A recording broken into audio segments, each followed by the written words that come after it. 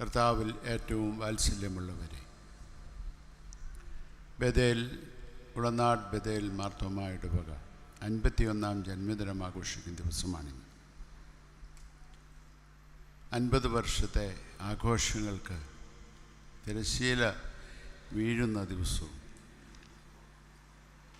കഴിഞ്ഞ 50 വർഷക്കാലം ഈ പ്രദേശത്ത് ആരാധനാ സമൂഹമായി നിലനിർത്തിയ ദൈവത്തിൻ്റെ കൃപകളെ ഓർത്ത് സ്തോത്രം ചെയ്യും. ജൂബിലി ആഘോഷങ്ങൾ സ്തുതിസ്തോത്രങ്ങളുടെ അവസരമാണ്.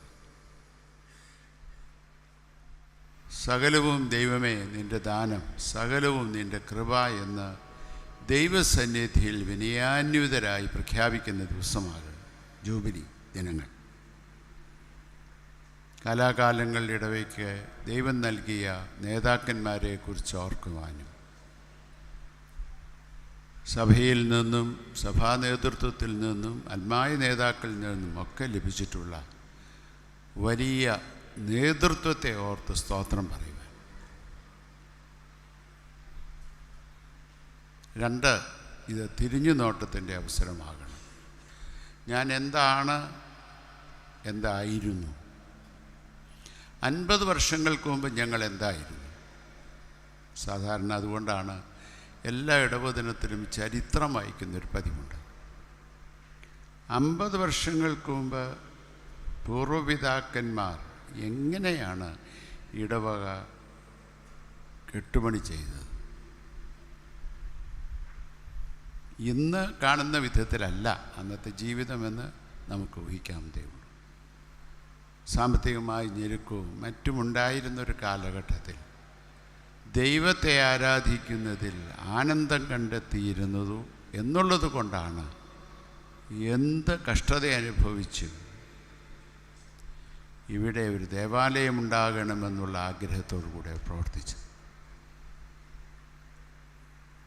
അതോർക്കുമ്പോഴാണ് ദൈവത്തെ ആഴത്തിൽ സ്തോത്രം ചെയ്യുവാനായിട്ട് സാധിക്കുന്നത്.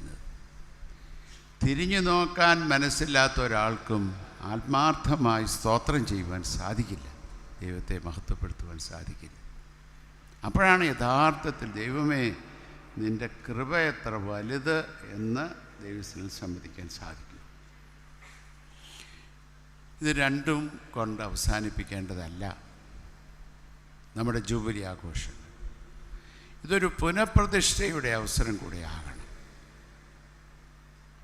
നാം എത്രമാത്രം നന്നായി ചെയ്താലും കുറേ കൂടെ നന്നാകാനുള്ള സാധ്യതകൾ ഏറെയാണ്. അതുകൊണ്ട് ഒന്നും ചെയ്യുന്നില്ല എന്നല്ല അതിൻ്റെ അർത്ഥം. എത്ര നന്നായി ചെയ്താലും സ്വല്പം കൂടെ നന്നായി ചെയ്യുവാനുള്ള സാധ്യതകൾ എല്ലായിടത്തുമുണ്ട്, എല്ലാവർക്കുമുണ്ട്. അതുകൊണ്ട് ഇത് പുനഃപ്രതിഷ്ഠയുടെ ദിവസമാകണം. പുനഃപ്രതിഷ്ഠയുടെ ദിവസമാകണമെങ്കിൽ 2 കാര്യങ്ങൾ സംഭവിക്കണം. 1, നമ്മിലേക്ക് തന്നെ നോക്കാനുള്ള മനസ്സുണ്ടാകണം. 2, ലോകത്തെ തുറന്ന കണ്ണുകളിലൂടെ കാണാനുള്ള സന്മനസ്സുണ്ടാകണം. ഇത് രണ്ടും കൂടെ ഉണ്ടാകുമ്പോഴാണ് നമ്മുടെ പുനഃപ്രതിഷ്ഠ അർത്ഥവത്തായിട്ട് തീരുന്നത്. ഇന്നത്തെ സമൂഹത്തിൻ്റെ ആത്മീയതയെക്കുറിച്ച് പറയുക, പൊതുവെ ഒരു സൂപ്പർഫിഷ്യൽ സ്പിരിച്വാലിറ്റി ആണ് എല്ലായിടത്തും. അത് ക്രിസ്തീയ സഭയുടെ കാര്യം മാത്രമല്ല, ലോകമെമ്പാടും നോക്കിയാൽ സൂപ്പർഫിഷ്യൽ സ്പിരിച്വാലിറ്റി. ആത്മീയതയുണ്ടോ? ആത്മീയതയുണ്ട്. പള്ളിയിൽ പോകുന്നുണ്ടോ? പള്ളിയിൽ പോകുന്നുണ്ട്. അമ്പലത്തിൽ പോകുന്നുണ്ടോ? അമ്പലത്തിൽ പോകുന്നുണ്ട്. മോസ്കിൽ പോകുന്നുണ്ടോ? മോസ്കിൽ പോകുന്നുണ്ട്. പ്രാർത്ഥനയുണ്ടോ? പ്രാർത്ഥന, എല്ലാം ഉണ്ട്. പക്ഷേ കാര്യത്തോടടുക്കുമ്പോഴാണ് തനി നിറം മനസ്സിലാകും. അതിൻ്റെ അർത്ഥം ഒരു സൂപ്പർഫിഷ്യൽ ആയിട്ടുള്ളൊരു സ്പിരിച്വാലിറ്റിയേ ഉള്ളൂ. എല്ലാവരെയും മുമ്പിൽ ഭക്തന്മാരാണ്, നല്ലവരാണ് എന്ന കാര്യത്തോടെ അടുക്കുമ്പോഴോ തനി നിറം പുറത്താവും. അതിൻ്റെ അർത്ഥം ആഴത്തിലുള്ള ഒരു ദൈവബോധം നഷ്ടപ്പെട്ടു പോകുന്നു എന്നുള്ളത് കൊണ്ടാണ് അത് സംഭവിക്കുന്നത്. ആഴത്തിലുള്ള ദൈവബോധം നഷ്ടപ്പെട്ടു പോകുന്നു എന്നതുകൊണ്ടാണ് അങ്ങനെ സംഭവിക്കുന്നത്. അടുത്ത കാലത്ത് എന്നെ ഒരുപാട് ഡിസ്റ്റർബ് ചെയ്തൊരു വേദവാക്യം, ഞാൻ പല പ്രാവശ്യം വായിക്കുകയൊക്കെ ചെയ്തിട്ടുള്ളതാണെങ്കിലും കഴിഞ്ഞ നാളിൽ ഏതാനും മാസങ്ങൾക്ക് മുമ്പൊന്ന് വായിച്ചപ്പോൾ അതിങ്ങനെ ഉടക്കി. ഇപ്പോഴും ഉടക്ക് വിട്ടുപോയിട്ടില്ല. അതിനെ ഏറെ ഡിസ്റ്റർബ് ചെയ്യുന്നുണ്ട്. മത്തായി എഴുതിയ സുവിശേഷം 1-ാം അധ്യായത്തിൻ്റെ 27-ാം അധ്യായത്തിൻ്റെ 21-ാം വാക്യം, കർത്താവേ കർത്താവേ എന്ന് പറയുന്ന ഏവനുമല്ല എൻ്റെ പിതാവിൻ്റെ ഇഷ്ടമറിഞ്ഞ് പ്രവർത്തിക്കുന്നവനാണ് ദൈവരാജ്യത്തിൽ പ്രവേശിക്കുന്നത്. അപ്പോൾ അവർ പറഞ്ഞു, കേട്ടുനിന്നാൾക്ക് പറഞ്ഞു, കർത്താവേ കർത്താവേ, ഞങ്ങൾ നിൻ്റെ നാമത്തിൽ ഭൂതത്തെ പുറത്താക്കിയല്ലോ, ഞങ്ങൾ നിൻ്റെ നാമത്തിൽ രോഗികളെ സൗഖ്യമാക്കിയല്ലോ, ഞങ്ങൾ നിൻ്റെ നാമത്തിൽ പ്രവചിച്ചല്ലോ. എന്ത് കാര്യങ്ങളാണ് ഞങ്ങൾ നിൻ്റെ നാമത്തിൽ ചെയ്തേ? അപ്പോൾ മറുപടി, കർത്താവിൻ്റെ മറുപടി ഇതാണ്. കർത്താവിൻ്റെ മറുപടി പറയാണ്, അധർമ്മം പ്രവർത്തിക്കുന്നവരെ നിങ്ങളെ ഞാൻ അറിയുന്നില്ല. അധർമ്മം പ്രവർത്തിക്കുന്നവരെ നിങ്ങളെ ഞാൻ അറിയുന്നില്ല. എന്ത് കടുപ്പ വാക്യങ്ങൾ! ഇവർ മോശക്കാരൊന്നുമല്ലേ, ഇവരാരും മോശക്കാരല്ല. ദൈവനാമത്തിൽ വലിയ കാര്യം ചെയ്യുന്നവർ, രോഗികൾക്ക് സൗഖ്യം കൊടുക്കുന്നവരും വലിയ വരും കാര്യങ്ങളെക്കുറിച്ച് പ്രവചിക്കുന്നവരും വലിയ വലിയ സാമൂഹിക പ്രവർത്തനങ്ങൾ ഏർപ്പെട്ടിരിക്കുന്നവരുമായ അവരോട് തമ്പുരാൻ പറയുന്ന വാക്കാണ്, നിങ്ങളുടെ ഈ സൂത്രം കൊന്നും ഞാനങ്ങ് അധർമ്മം പ്രവർത്തിക്കുക. അതാ അതിന് കടുപ്പം. വെറുതെ നിങ്ങളെ ഞാൻ അറിയുന്നില്ല എന്നൊക്കെ പറഞ്ഞാൽ ക്ഷമിക്കാമായിരിക്കും. അധർമ്മം പ്രവർത്തിക്കുന്നവർ നിങ്ങളെ ഞാൻ അറിയുന്നില്ല എന്ന് പറഞ്ഞാൽ എന്താണ്? വലിയ കടുപ്പമാണ്.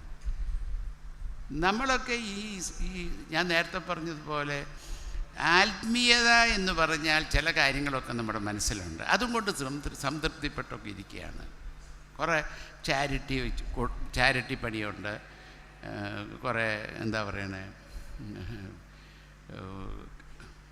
കിറ്റ് വിതരണമുണ്ട്, കുറച്ച് രോഗികളെ സന്ദർശിക്കാൻ പോകും, അത് ചെയ്തു ഇത് ചെയ്തിനാണ് 4 ഫോട്ടോ എടുക്കും. ഒരു വീട് വെച്ച് കൊടുത്താൽ അവനെ മുമ്പിൽ വിളിച്ചുകൊണ്ട് എന്ത് ചെയ്യും? ഫോട്ടോ എടുപ്പിച്ച് അത് പേപ്പറിനകത്ത് ഇടും. ഞങ്ങൾ വീട് കൊടുത്തു, ഇനവൻ്റെ പേരും പറയും. കർത്താവ് ഇതൊന്നും നിങ്ങളൊക്കെ അധർമ്മം പ്രവർത്തിച്ചുകൊണ്ടിരിക്കുന്നവരാണ് കർത്താവ്. അപ്പം എന്താണ് ഈ ദൈവത്തിൻ്റെ ഇഷ്ടം പ്രവർത്തിക്കുക എന്നൊക്കെ പറഞ്ഞാൽ അർത്ഥം? ദൈവത്തിൻ്റെ മനസ്സറിഞ്ഞ് പ്രവർത്തിക്കുന്നവർക്കാണ് ദൈവത്തിൻ്റെ ഇഷ്ടം പ്രവർത്തിക്കുക എന്നൊക്കെ പറയും. ഇപ്പോൾ ഒരു ചെറിയ ഉദാഹരണം പറഞ്ഞ്, നിങ്ങളെയൊക്കെ കെട്ടിക്കുന്ന സമയത്ത് ഞങ്ങളൊക്കെ പറയും, ഇനി മുതൽ നിങ്ങൾ 2 അല്ല 1 അത് പറച്ചിലേ ഉള്ളൂ എന്ന് അറിയാം, എന്നാൽ പോലും അടുത്ത 2 അല്ല 1 അടുത്ത കാലത്ത് ഒരു 50 വർഷത്തെ കുടുംബജീവിതത്തിൻ്റെ 50-ാം വർഷം ഒരു മീറ്റിംഗ് ഒരു വീട്ടിൽ, പ്രൈവറ്റ് ഒരു വീട്ടിൽ പ്രാർത്ഥനയ്ക്ക് പോയപ്പോൾ, അപ്പോൾ മറുപടി പറഞ്ഞ അമ്മച്ചി പറഞ്ഞു, 50 വർഷമായി മനുഷ്യൻ്റെ കൂടെ താമസിക്കാൻ തുടങ്ങിയിട്ട് ഇതുവരെയും മനുഷ്യനെ മനസ്സിലാക്കിയിട്ടില്ല. 50 വർഷം കൂടെ താമസിച്ചിട്ടാണ് ഈ പറയുന്നത്, മനസ്സിലായി? 50 വർഷം കൂടെ താമസിച്ചിട്ട് ഭാര്യ പറയുന്നു, ഈ മനുഷ്യൻ ഇതുവരെയും പിടികിട്ടിയിട്ടില്ല. മനസ്സിലായോ? അപ്പം എന്താണ് ഇനി മുതൽ നിങ്ങൾ 1 എന്ന് പറഞ്ഞതിൻ്റെ അർത്ഥം?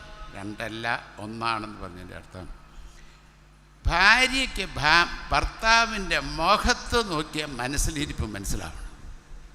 നേരെ തിരിച്ചു, ഭർത്താവിന് ഭാര്യയുടെ മുഖത്ത് നോക്കിയ മനസ്സിലിരിപ്പ് മനസ്സിലാവും. നടക്കുന്നുണ്ടോ എന്ന് എനിക്കറിഞ്ഞുകൂടാ, ചിലർക്കെങ്കിലും ഒക്കുന്നുണ്ടാവും എന്ന് എൻ്റെ വിചാരം. എങ്ങനെയാണിത് സാധിക്കുന്നത്? മനപ്പൊരുത്തം ഉണ്ടാവും, ഒന്നായിത്തീരുന്ന ഒരു അവസ്ഥയുണ്ട്. അതാണ് കർത്താവ് പറഞ്ഞു, ഇനി മുതൽ നിങ്ങൾ 2 അല്ല 1 എന്ന് പറഞ്ഞു. ഇത് ദൈവവുമായിട്ടുള്ള ബന്ധത്തിലും ഇത് സംഭവിക്കണം. വെറുതെ ഇങ്ങനെ പള്ളിയിൽ പോയി, അവിടെ പോയി ഉപവാസ പ്രാർത്ഥനയ്ക്ക് പോയി, ഇത് പോയി വെറുതെ കള്ളത്തരം മനുഷ്യരെ കാണിക്കാൻ വേണ്ടിയിട്ടുള്ളൊരു സൂത്രം എന്നല്ല, അത് വേറെ വല്ലതും ഉണ്ടോ? ഒരു സൂത്രം ഒന്നുമില്ല. എന്നാൽ അത് പ്രായോഗിക ജീവിതത്തിൽ കാണിക്കുവാൻ സാധിക്കുന്നുണ്ടോ എന്നുള്ളതാണ് പ്രസക്തമായ ചോദ്യം. അടുത്ത കാലത്ത് ഒരു അച്ഛൻ പ്രസംഗിച്ചപ്പോൾ അച്ഛൻ എന്നോട് പറഞ്ഞു, ഞാൻ അച്ഛനൊരു കൺവെൻഷന് പോയി വലിയ കൂട്ടം ആളുകൾ സംബന്ധിക്കുന്ന വലിയ കൺവെൻഷൻ. ഒരു 3 ദിവസം കൺവെൻഷൻ ഉണ്ടായിരുന്നു. വെള്ളിയാഴ്ച ഉപവാസ പ്രാർത്ഥന കഴിഞ്ഞപ്പോൾ ഒരു സ്പെഷ്യൽ പ്രെയർ ഉണ്ടായിരുന്നു. ഒരു വീട്ടിൽ 25 കുടുംബജീവിതത്തിൻ്റെ 25ാം വാർഷികം. അപ്പോൾ കൺവെൻഷന് മുമ്പ് ഇടയ്ക്ക് തിരികെ കയറ്റിയ ഒരു പ്രോഗ്രാം. അപ്പോൾ അച്ഛൻ അവിടെ പ്രാർത്ഥിക്കാൻ പോയി പ്രസംഗമൊക്കെ കഴിഞ്ഞു. അതിന് മുമ്പൊരു സംഭവം ഉണ്ടായി. അന്ന് കാലത്ത് ഉപവാസ പ്രാർത്ഥനയുണ്ടായിരുന്നു. ഉപവാസ പ്രാർത്ഥനയ്ക്ക് വികാരി അച്ഛൻ വിഷയങ്ങളൊക്കെ പറഞ്ഞപ്പോഴത്തേക്കും ഉടനെ ഒരാൾക്ക് പ്രാർത്ഥിക്കാം എന്ന് പറയുന്നതിന് മുമ്പേ ഒരു സ്ത്രീ പ്രാർത്ഥന തുടങ്ങി. 1 മണിക്കൂർ പ്രാർത്ഥിച്ചു. മനസ്സിലായോ? മേക്കൂര പൊളിയുന്ന പ്രാർത്ഥന, ഭയങ്കര തകർത്ത് തരിപ്പണമായി ഹല്ലേലൂയ സ്തോത്രം സകലത്തും അടിച്ച് തകർത്ത് ഭയങ്കര ആത്മീയ ഉണർവ് അച്ഛനും. അപ്പം ഇവർ നിർത്തിയും അടുത്ത ആൾ പ്രാർത്ഥന വീണ്ടും തുടങ്ങി. അതും 1.25 മണിക്കൂർ പിടിച്ചു. അത് ഇതിനേക്കാൾ 1 ഡിഗ്രി കൂടിയ പ്രാർത്ഥന. അപ്പോൾ ഈ കൺവെൻഷൻ വന്ന അച്ഛൻ വിചാരിച്ചു, ഇവിടുത്തെ വികാരി അച്ഛൻ എത്ര ഭാഗ്യവാനാണ്, ഇത്രമാത്രം തീഷ്ണത ആത്മീയ താല്പര്യമുള്ള ജനങ്ങൾക്ക് ശുശ്രൂഷ ചെയ്യാൻ ഈ അച്ഛനൊരു ഭാഗ്യം, എനിക്കിങ്ങനെ ഒരു ഭാഗ്യം കിട്ടിയില്ലല്ലോ ദൈവമേ എന്നൊക്കെ വിചാരിച്ചു. അന്ന് ഉച്ച കഴിഞ്ഞിട്ടാണ് ഈ സ്പെഷ്യൽ പ്രെയർ. ആ പ്രാർത്ഥനയ്ക്ക് പോയി ഇറങ്ങുമ്പോൾ ഈ ആദ്യത്തെ പ്രാർത്ഥിച്ചവളുടെ വീട്ടിലാണ് ഈ പ്രാർത്ഥന. തൊട്ട് ഇറങ്ങി കഴിഞ്ഞപ്പോൾ അടുത്ത വീട്ടിൽ നിന്ന് രണ്ടാമത് പ്രാർത്ഥിച്ച സ്ത്രീ ഇറങ്ങി വന്നു. അച്ഛോ ഒന്ന് ഇവിടെ നിന്ന് കയറിയിട്ട് പ്രാർത്ഥിച്ചു പോകണം അച്ഛൻ. അപ്പം അച്ഛൻ പറഞ്ഞു, എന്താ വീട്ടുപ്രാർത്ഥനയ്ക്ക് കണ്ടില്ലല്ലോ എന്ന് പറഞ്ഞു. അപ്പോൾ ഉണ്ടോ ഒന്നാം പ്രാർത്ഥിച്ചവൾ മുകളിലെ വീട്ടിൽ നിന്ന് വിളിച്ചു പറയുന്നു, അവളിവിടെ വന്നിട്ട് പ്രാർത്ഥന നടക്കും. ചേട്ടൻ്റെയും അനിയൻ്റെയും ഭാര്യമാരാ, അടുത്തടുത്ത വീട്ടിലെ താമസം. എന്നെ ആത്മീയത അല്ലേളിയ പറഞ്ഞിട്ട് വല്ല ഗുണമുണ്ട്? തമ്പരൻ അധർമ്മം പ്രവർത്തിക്കുന്നുള്ളൂ. നീ ആകാശം മുട്ടയെ പ്രാർത്ഥിച്ചിട്ട് വലിയ ഗുണമുണ്ടോ? ഉണ്ടോ? പറ, നിങ്ങൾ തന്നെ പറ, വല്ല ഗുണമുണ്ടോ? ഇപ്പം ചിലരൊക്കെ തല താഴുന്നുണ്ടെന്ന് എനിക്കറിയാം. കാരണം ഭയങ്കര ആത്മീയതയാണ്. പക്ഷെ അനിയനോട് മിണ്ടിയിട്ട് വർഷം 10ആയി. അതിന് പറഞ്ഞിട്ട് ഇങ്ങനെ മാന്തുകയാണ് രണ്ടുപേരും, അങ്ങേപ്പുറം ഇങ്ങേപ്പുറം. വല്ല ഗുണമുണ്ടോ? എന്താ ആത്മീയത? ഇതാണോ ആത്മീയത? വെറുതെ. ഇതാ കർത്താവ് പറഞ്ഞ, നിനക്ക് എൻ്റെ ഹൃദയം അറിഞ്ഞുകൂടാത്തിടത്തോളം കാലം നീ കാട്ടിക്കൂട്ടുന്നതെല്ലാം അധർമ്മമാണെന്ന കർത്താവ് അല്ലേ. ഇനി കർത്താവിൻ്റെ ഹൃദയം എന്താണെന്നും കൂടെ പറയും. കർത്താവിൻ്റെ ഹൃദയം, കർത്താവ് ഈ ലോകത്ത് ജീവിച്ചിരുന്നപ്പോൾ കർത്താവ് എപ്പോഴും ഈ പാപികളായ മനുഷ്യരുടെ കൂടെയാണ് കൂട്ടം. കള്ളുടിയന്മാരുടെയും വ്യഭിചാരികളുടെയും നമ്പർ 1 തല്ലിപ്പൊളികളോട് കൂടെയാണ് കർത്താവ് കൂട്ടുകൂടിയത്. കർത്താവിനെക്കുറിച്ച് എപ്പോഴും പറഞ്ഞ കംപ്ലൈൻ്റ് അതാണ്. മാന്യന്മാരോട് യാതൊരു കൂട്ടുമില്ല, അതേസമയത്ത് സമൂഹത്തിൽ തള്ളപ്പെട്ടവരുടെ കൂടെയാണ് കൂട്ടുകൂടി. അത് കർത്താവ് ജീവിച്ചിരുന്നപ്പോൾ കർത്താവിനെക്കുറിച്ചുള്ള കംപ്ലൈൻ്റാണ്. ഇവനെയാണോ റബി എന്നൊക്കെ പറയുന്നത്? മാന്യരുമായിട്ടൊരു മനുഷ്യരോട് ബന്ധമില്ല, ആർക്കും വേണ്ടാത്തവനോട് കൂടി. അതാണ് കർത്താവിനെക്കുറിച്ച് പറയുന്നത്, preferential option towards poor and poverty എന്നൊക്കെ കർത്താവിനെക്കുറിച്ച് പറയും. അപ്പോൾ പലപ്പോഴും നമ്മുടെ മനസ്സിലുണ്ടാകും, അതെങ്ങനെയാണ് അങ്ങനെ നടക്കുന്നത്? ദൈവത്തിന് എല്ലാവരെയും ഒരുപോലെയല്ലേ കാണാനൊക്കെയുള്ളൂ, അല്ലേ? പറ, ദൈവത്തിന് പക്ഷപാതം കാണിക്കാൻ പറ്റുമോ? ചിലരോട് പ്രത്യേക സ്നേഹം, ചിലരോട് ഒരു മമതക്കുറവ്, അല്ലേ? ശരിയല്ലേ? നമുക്കൊക്കെ പ്രത്യേക സ്നേഹം ആരോടാ? മിണ്ടുന്നില്ല ആരും. അങ്ങനെ പറഞ്ഞാൽ കുഴപ്പമാണെന്ന് വിചാരിച്ചുകൊണ്ട് ഇവിടെ ഇരിക്കുക. നമുക്ക് പ്രത്യേക സ്നേഹം കാശുകാരോടാ. അപ്പം നിങ്ങൾ വിചാരിക്കുക ഈ തിരുമേനി ആകെ കുഴയ്ക്കും. ഞങ്ങളിങ്ങനെ സജിയും പിന്നെ ജെന്നിങ്സിനൊക്കെ ഇങ്ങനെ വളച്ച് വെച്ചുകൊണ്ടിരിക്കുകയായിരുന്നു. അപ്പോൾ വന്നിട്ട് ആകെ കൂടെ കുഴച്ചു. അങ്ങനെ വല്ലതും തരാമെന്നൊക്കെ പറഞ്ഞിട്ട് ഇരിക്കുക. അതിന് ചെക്കൊക്കെ നേരത്തെ കൊടുത്തിട്ടുണ്ട്, അതുകൊണ്ട് കൂടി ഞാൻ പറയുന്നത്. അപ്പോൾ നമുക്കതാണ് ഇഷ്ടം. നമുക്കാരോടാ ഇഷ്ടം, അല്ലേ? അപ്പം ഞാൻ നിങ്ങളോട് ചോദിക്കുക, നിങ്ങളുടെ വികാരി അച്ഛനെ എങ്ങനെ വേണമെന്ന് ചോദിച്ചാൽ നിങ്ങളെല്ലാവരും ഒരുപോലെ പറയുക, അച്ഛൻ എല്ലാവരെയും ഒരുപോലെ സ്നേഹിക്കണം, ഒരുപോലെ. വെറുതെ അങ്ങനെ ചെയ്താൽ അച്ഛൻ വേദപുസ്തകം വായിച്ചിട്ടില്ലെന്നർത്ഥം. അച്ഛൻ ശരിയായിട്ട് വേദപുസ്തകം വായിച്ചിട്ടുണ്ടെങ്കിൽ എല്ലാവരെയും ഒരുപോലെ സ്നേഹിക്കാൻ പറ്റില്ല. അച്ഛനെ വേദപുസ്തകപ്രകാരം ജീവിച്ചാൽ പിന്നെ പള്ളിയിൽ നിൽക്കാനൊക്കത്തില്ല, എനിക്കറിയാം. കാരണം ആചാര്യ പറയും, അച്ഛന് ശമ്പളം തരുന്നത് ഞങ്ങൾ ഇത് കൊടുത്തിട്ടാ, അവനൊക്കെ എന്ത് കൊടുക്കുന്നു? ഒന്നും കൊടുക്കുന്നില്ല. അച്ഛൻ അവനോടാണ് കൂടുതൽ പ്രിയം. വേദപുസ്തകം വായിച്ചിട്ടുള്ള അച്ഛനാണെങ്കിൽ 4 പ്രാവശ്യം ഈ തള്ളപ്പെട്ടവൻ്റെ വീട്ടിൽ വിസിറ്റ് ചെയ്യുമ്പോഴാണ് മറ്റവൻ്റെ വീട്ടിൽ ഒരു പ്രാവശ്യം പോയാൽ മതി. വെറുതെ കുഴപ്പമുണ്ടാക്കല്ലേ തിരുമേനി എന്ന് പറയുകയാണ് നിങ്ങളെന്ന് എനിക്കറിയാം. അച്ഛന്മാരും അങ്ങനെയാണ് പറയുന്നത് എനിക്ക്. അപ്പോൾ കർത്താവ് എന്തുകൊണ്ടാണ് ഈ പാവപ്പെട്ടവരുടെ കൂടെ കൂടി? 2 കാര്യത്തിൻ്റെ പ്രശ്നം. ദൈവത്തിന് എല്ലാവരെയും തുല്യമായിട്ടേ കാണാൻ ഒക്കുകയുള്ളൂ. ചിലരോട് പ്രത്യേക സ്നേഹം ഉണ്ടാകാൻ പറ്റില്ല. പിന്നെ കർത്താവ് ദൈവത്തിൻ്റെ പുത്രൻ എന്ന് പറഞ്ഞ യേശു കർത്താവ് എപ്പോഴും ഈ തള്ളപ്പെട്ടവരുടെ കൂടെ കൂടി. എന്താ കാരണം? അതിന് പ്രത്യേക കാരണമുണ്ട്. കാരണം ഇതാണ്. ഞാൻ ഒരു ചെറിയ ഉദാഹരണം പറയും. നിങ്ങളുടെ വീട്ടിൽ 2 കുട്ടികളുണ്ടെന്നിരിക്കട്ടെ. മൂത്ത കുട്ടി നല്ല സ്മാർട്ട്, ഒരു ഫിനാൻഷ്യലി സൗണ്ട്, ഒരു കുഴപ്പമില്ല. രണ്ടാമത്തെ കുട്ടി ഫിസിക്കലി ഹാൻഡിക്യാപ്ഡ്. നിങ്ങൾ പറയാണ് രണ്ടും ഞങ്ങളുടെ കുട്ടികളാണ്, 2 പേരെയും ഞങ്ങൾ ഒരുപോലെ മാത്രമേ കരുതുകയും സ്നേഹിക്കുകയും ചെയ്യുള്ളൂ എന്ന് പറഞ്ഞാൽ ഏത് കുട്ടിക്കാണ് ഗുണം കിട്ടാൻ പോകുന്നത്? ചോദ്യം മനസ്സിലായോ? മനസ്സിലായി. ഒരു കുട്ടി ഹാൻഡിക്യാപ്ഡ്, ഒരു കുട്ടി നോർമൽ. 2 പേരെയും ഒരുപോലെ കരുതുകയും സ്നേഹിക്കുകയും ചെയ്യുന്നുവെന്ന് പറഞ്ഞാൽ ഏത് കുട്ടിയാണ് ഗുണം കിട്ടുന്നത്? നോർമൽ. മറ്റു കുട്ടി തഴയപ്പെടും. അപ്പോൾ 2 പേരെയും ഒരുപോലെ സ്നേഹിക്കുന്നുണ്ടെങ്കിൽ എന്തു ചെയ്യണം? ഈ തള്ളപ്പെട്ട ബലഹീനനെ പ്രത്യേകം ശ്രദ്ധിക്കുകയും അവനെ കൈത്താങ്ങൽ കൊടുക്കുകയും പ്രോത്സാഹിപ്പിക്കുകയും ചെയ്തെങ്കിൽ മാത്രമാണ് എന്തു ചെയ്യാൻ പറ്റുള്ളൂ? എല്ലാവരെയും ഒരുപോലെ കരുതുന്നു എന്ന് പറയാൻ ഒക്കത്തുള്ളൂ. മറ്റവനെ കൂടെ സ്വന്തകാൽ നിൽക്കത്തക്ക വിധത്തിൽ കൈതാങ്ങൽ കൊടുത്ത് പ്രോത്സാഹിപ്പിച്ച് അവനെ വളർത്തുവാൻ തക്കവണ്ണം സാധിക്കുമ്പോഴാണ് എന്തു ചെയ്യാൻ പറ്റുള്ളൂ? അവനെയും മറ്റവനെ പോലെ ആക്കി തീർക്കാനൊക്കെ. നമുക്കിന്ന് പൊതുവേ ഉള്ള പ്രശ്നം, നമുക്ക് ഈ ചാരിറ്റി കൊടുക്കാൻ കുറേ പാവങ്ങൾ ഈ ലോകത്തിൽ വേണം. അതിനാണ് നമ്മുടെ സംതൃപ്തി. എന്നാൽ ചാരിറ്റിയുടെ കാലമൊക്കെ കഴിഞ്ഞു.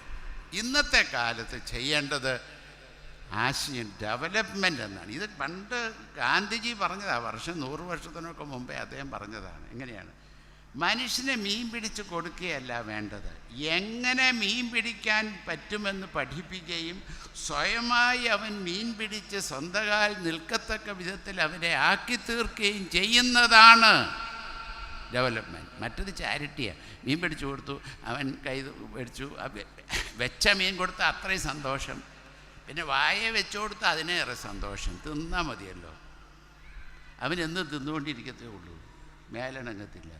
സ്വന്തകാലിൽ അവൻ നിൽക്കത്തക്ക വിധത്തിലാക്കി തീർക്കുന്നതാണ് സന്തോഷം. ഇപ്പോൾ നമ്മൾ ചെറിയൊരു ഉദാഹരണം പറഞ്ഞാൽ, ഇപ്പോൾ ഏത് വീട്ടിൽ പോയാലും കേൾക്കുന്ന ഒരു മറുപടി, ഒരു കാര്യം, കംപ്ലൈൻ്റ് ഉണ്ട്, പണിക്കാരെ കിട്ടാനില്ല. എല്ലാ വീട്ടിൽ ചെന്നാലും കേൾക്കുന്നില്ല, പണിക്കാരെ കിട്ടുന്നില്ല. പണ്ട് കാലത്ത് ഞങ്ങളുടെ പാത്രം കഴുകിക്കൊണ്ടിരുന്നവളാണ് അവൾ, ഞങ്ങളുടെ മിറ്റം തൂത്തോളാണ്, ഞങ്ങളുടെ പറമ്പിൽ പണിയെടുത്തവനാണ്. ഇപ്പോൾ ഒറ്റൊന്നിനെ കിട്ടുന്നില്ലെന്നേ. എന്തൊരു അഹങ്കാര! ഇതൊക്കെ നിങ്ങൾ പറയുന്നതാണെന്ന് എനിക്കറിയാം, അതുകൊണ്ട് തന്നെ ഞാൻ പറയുന്നത്.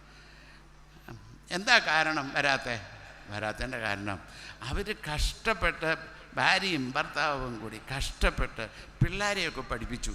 പിള്ളേരൊക്കെ പഠിച്ചപ്പോൾ നല്ല ജോലിയൊക്കെ കിട്ടിക്കഴിഞ്ഞപ്പോൾ അവരപ്പനോടും അമ്മയോടും പറഞ്ഞു, അപ്പച്ചാ, അമ്മേ, ഇത്ര നാളും നിങ്ങൾ കഷ്ടപ്പെട്ട് വേല ചെയ്തിട്ട് ഞങ്ങളെയൊക്കെ പഠിപ്പിച്ചില്ലേ, ഇപ്പം ഞങ്ങൾക്ക് നല്ല ജോലിയുണ്ടെന്ന്, ഇനി എന്തിനാണ് നിങ്ങൾ പണിക്ക് പോകണേ? പോണ്ട അമ്മ, പോണ്ട അപ്പ എന്ന് പറഞ്ഞു.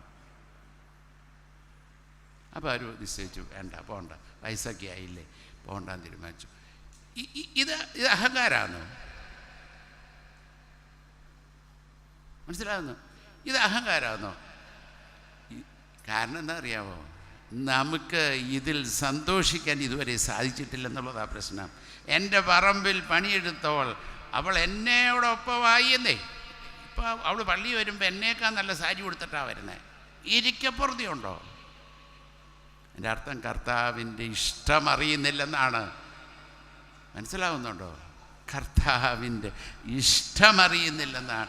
അവനും എന്നോടൊപ്പം വളരുവത്തക്ക വിധത്തിൽ അതിൽ ആനന്ദം കണ്ടെത്താനും അതിൽ ദൈവത്തെ സ്തുതിപ്പാനും സാധിക്കുമ്പോഴാണ് ദൈവത്തിൻ്റെ ഹൃദയമറിഞ്ഞ് പ്രവർത്തിക്കാനായിട്ട് തീരുന്നത്. സാധിക്കുമോ? സാധിക്കണം. ഇതാണ് ദൈവം തമ്മിൽ നിന്ന് പ്രതീക്ഷ. അവനാണ് ദൈവരാജ്യത്തിൻ്റെ അംശയായിട്ട് തീരുന്നത് എന്ന് പറയുന്നത്. ഇതറിയണമെങ്കിൽ ആഴത്തിലുള്ള ദൈവബോധം വേണം. വല്ലാതെ പറ്റത്തില്ല പണി. ഈ സൂപ്പർഫിഷ്യൽ പരിപാടി കൊണ്ട് ഇത് മനസ്സിലാകത്തില്ല. കർത്താവിൻ്റെ ഹൃദയം അനുഭവിച്ചറിയുന്നവർക്ക് മാത്രമേ അത് സാധിക്കുകയുള്ളൂ. ഇനി ഒരു കാര്യം കൂടി പറഞ്ഞു വെച്ച് നിർത്താം. രണ്ട് കാര്യങ്ങൾ. ഒന്ന്, നമ്മൾ ഉൾപ്പെട്ട് നിൽക്കുന്ന ഈ വാർഡ് എത്ര കള്ളുടിയന്മാരുണ്ട്?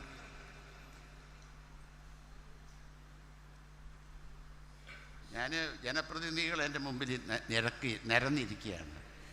അപ്പോൾ അവരുടെ മനസ്സിലിരിപ്പോൾ എനിക്കറിയാം എന്താന്ന്. തിരുമേനിയുടെ പള്ളിയിൽ തന്നെ എണ്ണ എടുക്കുക, എന്നിട്ട് ഞങ്ങൾ നോക്കാം.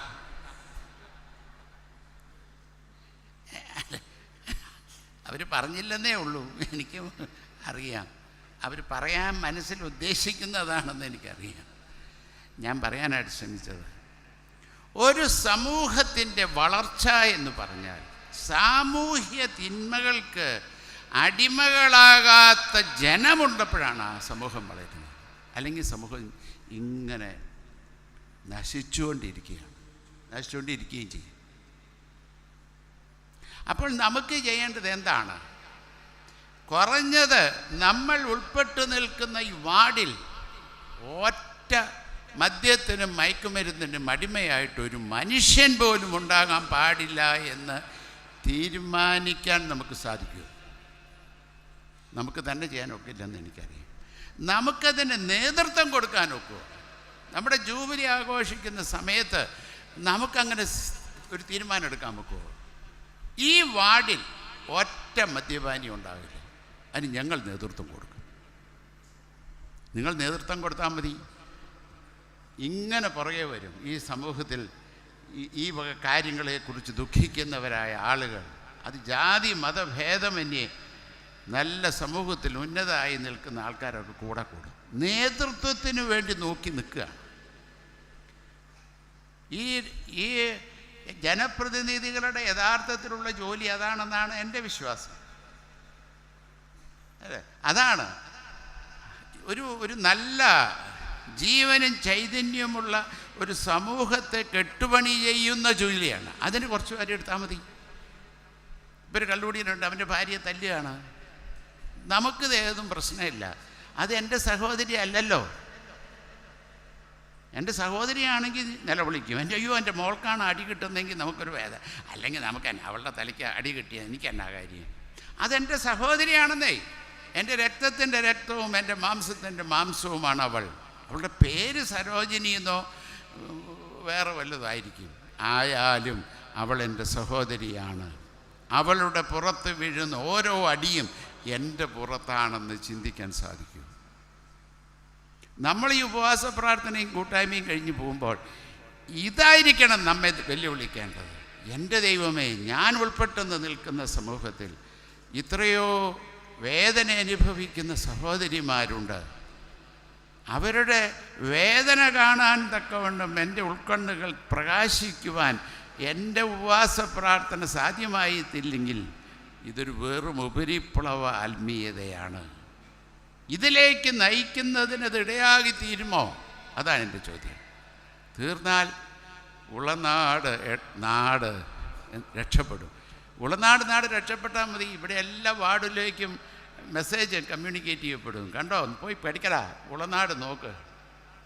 ഉളനാടിൻ്റെ മെമ്പർ മുമ്പിൽ നിൽക്കും. കാരണം ഒന്ന് കണ്ടുപഠിക്കേ, ഞങ്ങളുടെ വാർഡ് കണ്ടുപഠിക്കേ. ഒറ്റ കള്ളുകൂടിയൊന്നുമില്ല. കള്ളുകൂടി മാറിയ ദാരിദ്ര്യം ഉടനെ മാറും. ഇത് അതിനോട് ബന്ധപ്പെട്ട്, അതുകൊണ്ടാണ് ഞാൻ കള്ളൂടിയൊരു കാര്യം പറഞ്ഞത്. സാമൂഹിക തിന്മകൾക്കെതിരെ പടപൊരുതുന്നതിന് നേതൃത്വം കൊടുക്കുവാൻ ഈ 50 വർഷത്തെ സ്തുതിസ്തോത്രം അർപ്പിക്കുന്ന സമയത്ത് ഞങ്ങളിതാ പുനഃപ്രതിഷ്ഠ ചെയ്യുന്നു, പ്രതിഷ്ഠിക്കുന്നു എന്ന് പറയുവാൻ തക്കൊണ്ട് ഇടവയ്ക്ക് സാധിക്കുമോ? സാധിക്കണം.